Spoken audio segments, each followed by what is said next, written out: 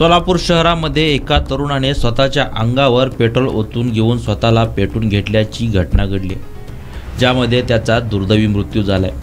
यातील सविस्तर माहिती अशी की राहुल श्रीनिवास पिठ्ठा, वय वर्षे 22, राहणार माधवनगर, सोलापूर, हा तरुण दिनांक 6 मार्च 2024 रोजी सायंकाळी 8:30 वाजेच्या सुमारास रे नगर हाऊसिंग सोसायटी येथे आजीच्या घरी देवीच्या यात्रेनिमित्त गेला होता।